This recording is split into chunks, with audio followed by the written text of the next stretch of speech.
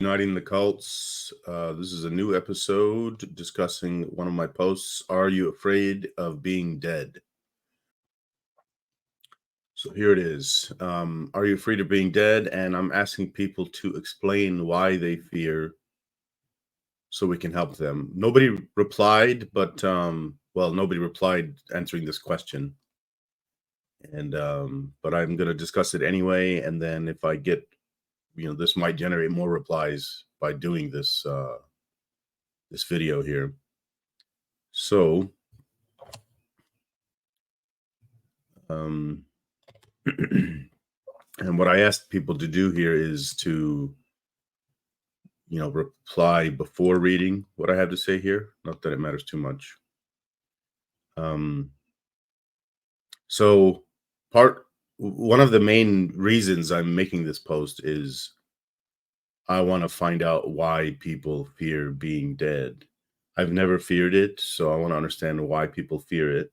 And the better I understand it, the better I would be able to help people understand my view. And then they won't fear hell. Not hell, sorry, being dead. And I was hoping for this to be a group discussion where people are replying to each other instead of me replying to everybody. That could still happen. If you want to find this post, go, let's see. I'll put a link to it in the comments. It'll be in the description. That's what I'll do.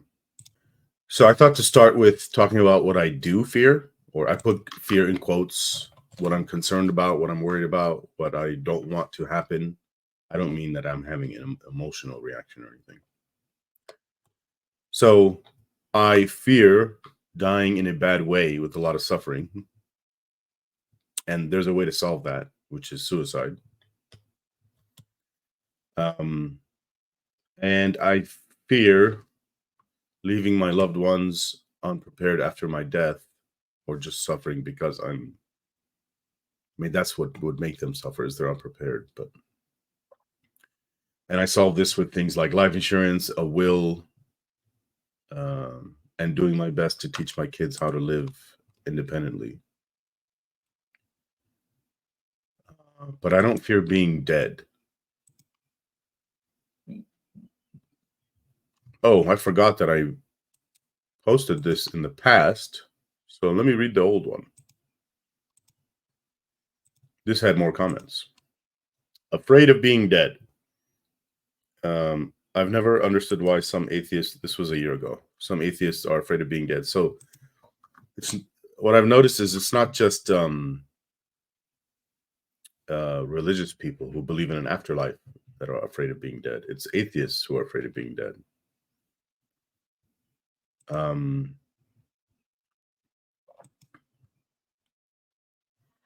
So I go on to say, I do fear dying in a bad way, which is why I want to suicide in order to avoid a shitty death. What I don't understand is fear of being dead. I won't experience it. What exactly is there to fear? I do fear leaving my family unprepared, so I'll have insurance and I will do my best to teach my kids. Why do you fear being dead? Are there any logical reasons? One thing about Muslims is they don't give a shit about dying. They don't care. I mean, I guess all religious folk don't care about death. It's only atheists that are terrified of death. I fear in case there's a whole horror story waiting for everyone at the end of it. I also fear the idea of just shutting down like a computer. It's fear of the unknown and knowing you can't truly know or prepare for this one thing. So then I wanted to engage him by saying, do you recognize that there are atheists who don't fear that?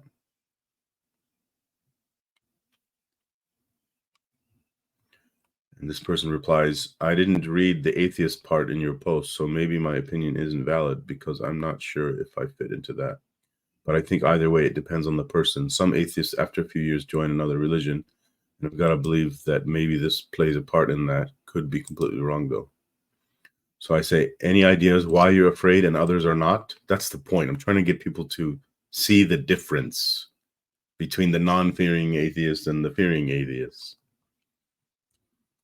And they said, I think because I'm so unsure about what I believe and it's all quite new to me, I'm still holding on to fears from religion and dithering back and forth. So, yeah, they still, like, they're not really atheist.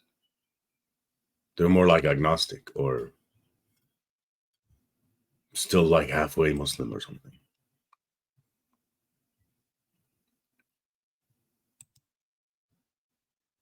So, so I go on to say, I'm guessing you feared hell while you were a Muslim, right? When I was a Muslim, I didn't fear hell, and I was confused about why I was different than others. I figured out it's because I knew I was going to heaven, and I guess other people were not sure, but I don't understand that perspective.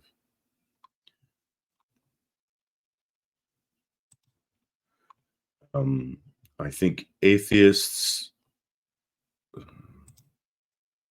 I think atheists fear death because they don't know what will happen after death. They don't want to be stuck in eternal darkness forever. That's an interesting theory. It's similar to the phenomenon where a Muslim will reject Islam, but then they will still experience fear when they encounter Islamic miracles, and they still feel guilty when they do something where, according to their judgment, nothing is wrong with it, but Islam treats it as a sin. So this person says, interesting.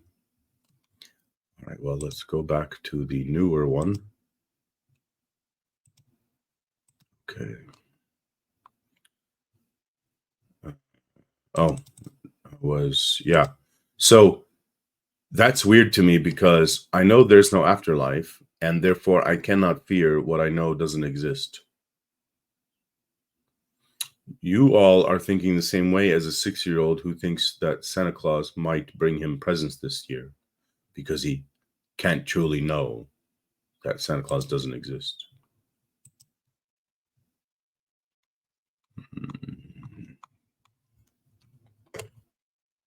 Somebody says, I was dead for all eternity before I was convinced. I didn't bear even the slightest inconvenience. When I die, I imagine my second half of eternity will be a lot like the first. I won't even notice it. There's no I.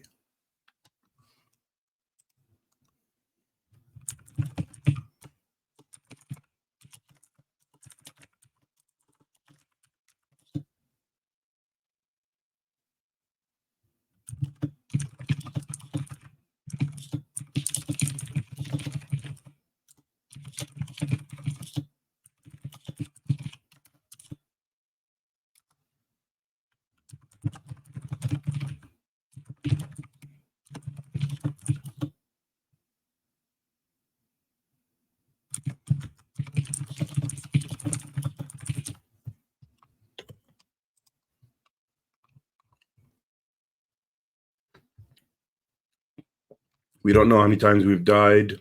Since we don't know of this, is the first or last time we were living. I don't even know what that means. Is that saying something like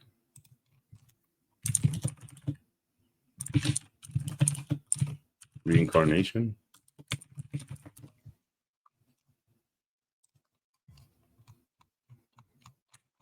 So is that, let's see. I want to say a few other things.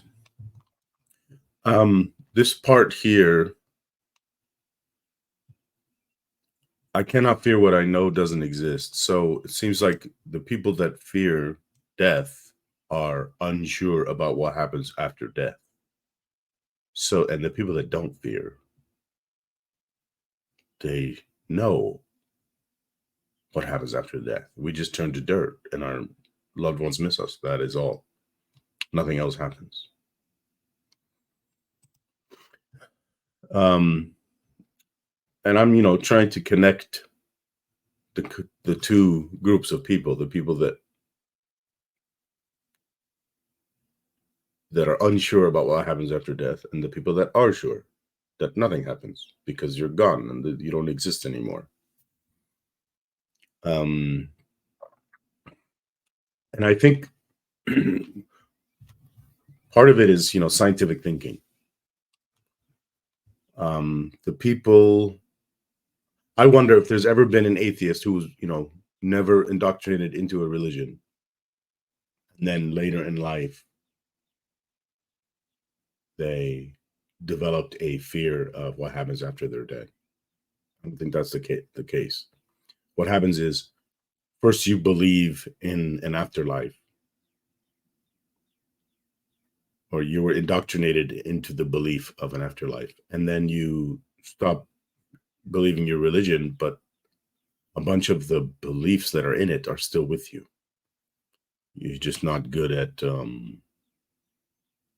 thinking like this. You can't tell that the thing you're doing is the same as believing in Santa, or not. It's not even believing in Santa. It's thinking you might get presents because Santa might exist, because you can't truly know.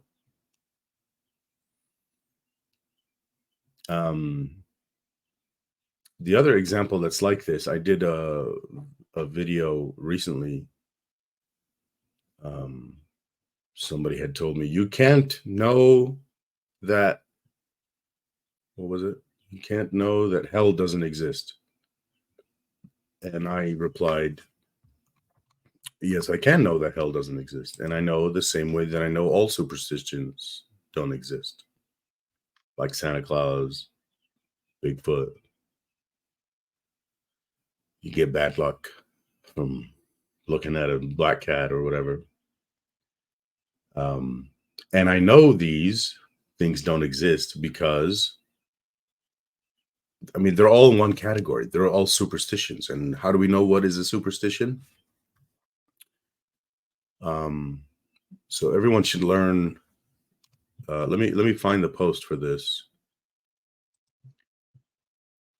So,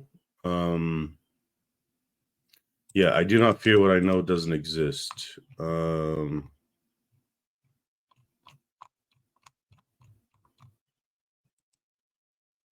But I didn't write it here. So this, I remember, takes me to another post about falsifiability. So the way that we reject superstitions, and the way we identify a superstition and then reject it, is to use the falsifiability test. Or let me just phrase it like this. We separate, I use the word theory here, but this is anything, any idea. We put them into two categories first. Is it falsifiable or is it unfalsifiable? Well, there's more, there could be more. Obviously, there's more categories, but I'm just talking about two categories here. A falsifiable theory is one that presents itself as an empirical claim, meaning that it claims to affect nature. And it does make predictions that could be tested. So examples are any scientific theory, Newton's theory of gravity, germ theory, genetic evolution theory. An unfalsifiable theory is a theory that, like the other one, presents itself as an empirical claim, meaning that it says it affects nature, but it doesn't make any predictions that could be tested. So jinn, evil eye, miracles, prophecies, signs of end times, Santa Claus, Bigfoot, black cats cause bad luck, God, but not all the versions of God, just the ones that claim to affect nature. What are some other examples? Comment below. Did we get any examples? We didn't.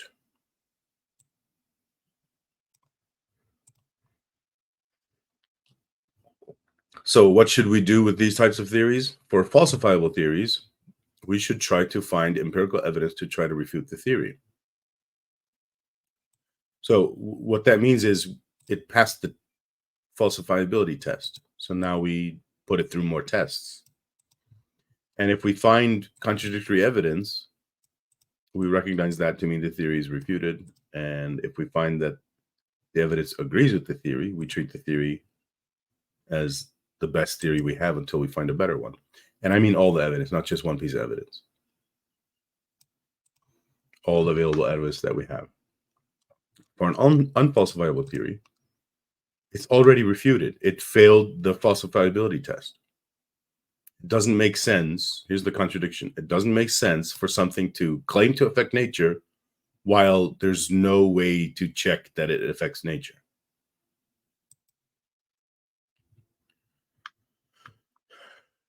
So, let's see.